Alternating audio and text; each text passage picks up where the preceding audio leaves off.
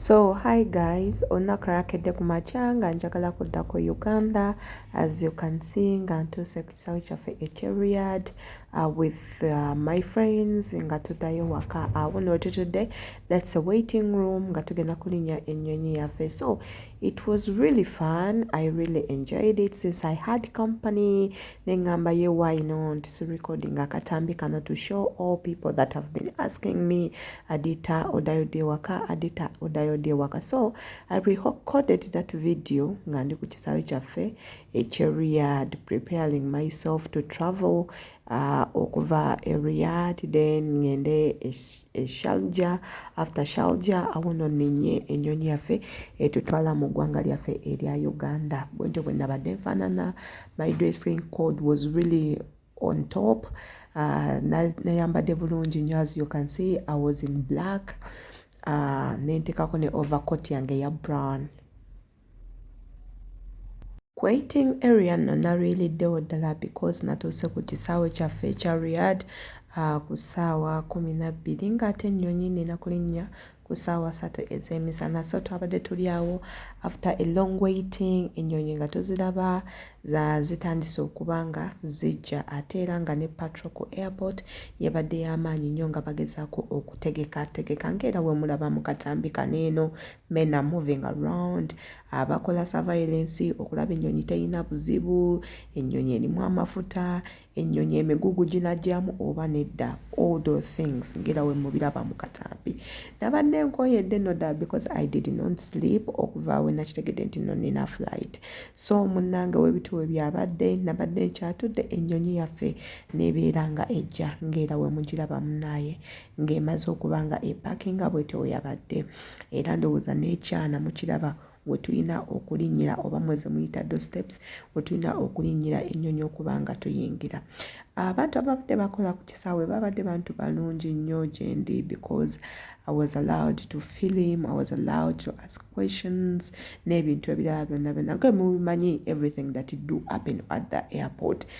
Era wano we mbagambira, don't fear whenever you need to ask or you need information, buuza people that are at the airport, buuza obabuuze eyo nnyonyi ki eraga wa, etikka abantu bameka, etikka emigugu emeka, biki bye nnina okukozesa mu nnyonyi bye sitalina kukozesa, kubanga ebintu ebimu bye tutikka trust me bisobola okuviirako ennyonyi okugwa oba okufuna accidents nga perfumes, nga amazzi, nga lighters, ng'ebintu byonna ebiri sharp. Jjukira ennyonyi eno munnange ebeera eyo. Kyakati naawo nga ntandise okuba nga nninnya ennyonyi ng'era we mundaba nga ntandise okulinnya ennyonyi with my friends all nga bwe nabagambye nti nno twajjidde in a group. I had some girls with me nga tujja tunyumirwa, tujja tuseka, tujja twogera, tukwata obutambi.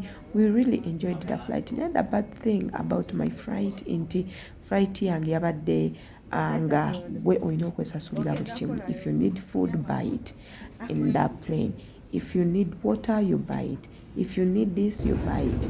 Kyekyo kyazibu ekyabadde ku nnyonyi yange ng'era bwe mulaba.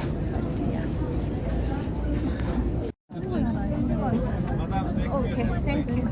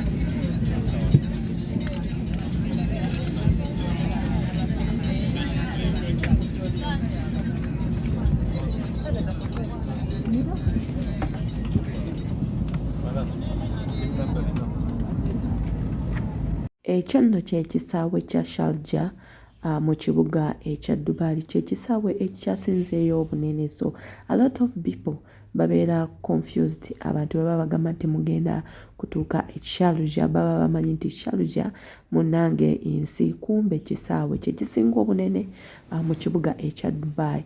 Awo nno nga ndi ku kisaawe we ngenda okulinnyira ennyonyi yiiyo, ennyonyi yange etuuse egenda okunjijaawo e Dubai ate era neeyongereyo mu ggwanga lyaffe Uganda. Abasinga mwenna ekisaawe ekyo mukimanyi, ndowooza mutulaba awo nga tutandise okulinnya, tugenda kulinnya ennyonyi tuvaawo ate era tuvuge non-stop paka mu ggwanga lyaffe erya Uganda. And I know you all not know, okuva e Sharjah mpaka Uganda it takes 5 hours.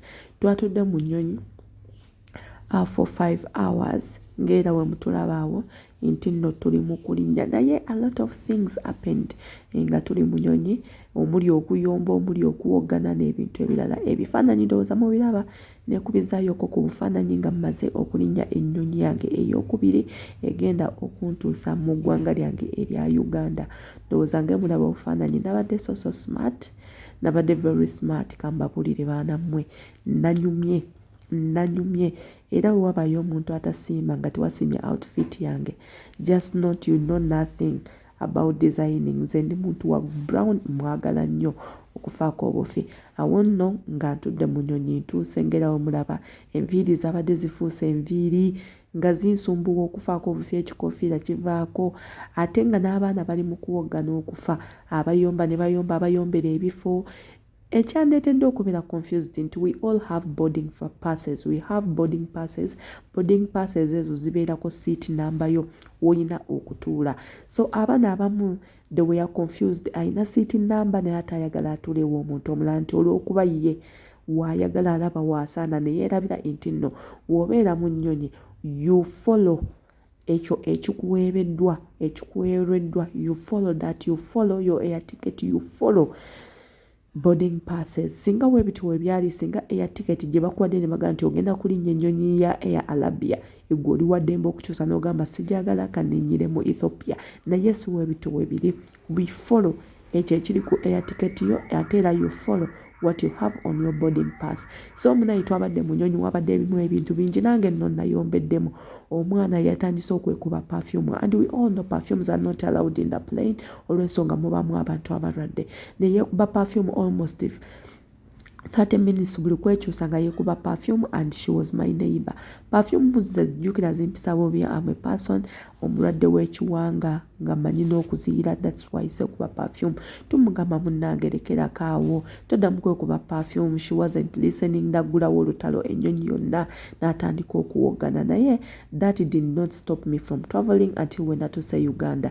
Bwe bufaananyi bwange nga ntuuse ku airport yaffe ey'e Uganda, Entebbe International Airport, neekubyayo obufaananyi. Ndowooza you girls mulaba, my outfit was on dope. Nayambadde black all throughout, engato za black, blouse za black, legging, and then nentekako overcoat yange eya brown, nenyambala esawa yange ya gold with a gold ring with diamond earrings. My earrings was diamond. Ndowooza mubiraba. Awo nno nga ntuuse mu ggwanga lyaffe erya Uganda. Banaatuggyako n'obusimu.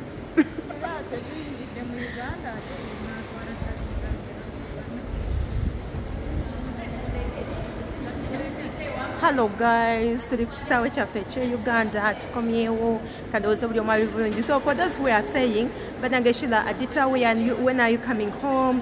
You overstayed there, this and this and this. Do you want to die from Cheyo? Do you want to build Mukwano Molo or what? My dears, money has no journey. Money has no journey and money has no time. You know? Nino kunonya sente nga nkyali mwana muto. I mean, when I still have energy. So by the time I become old, I may not have a chance to work maybe. So kati. Temumanja nnyo. You did not send me here. You get. Najja njagala. Understand? So, and I'm free to go anytime I want, you know. Life has entry. You're free to enter. You're free to go. I mean,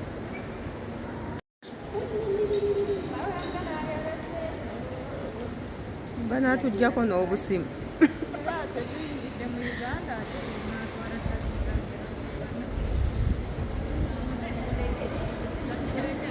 Hello guys, tuli ku kisaawe kyaffe ekye Uganda tukomyewo kadooza buli omu bulungi. So for those who are saying banange Sheila Arditah, when are you coming home, you overstayed there, this and this and this, do you want to die from Cheyo, do you want to build mukwano molo or what? My dears, money has no journey, money has no journey, and money has no time, you know.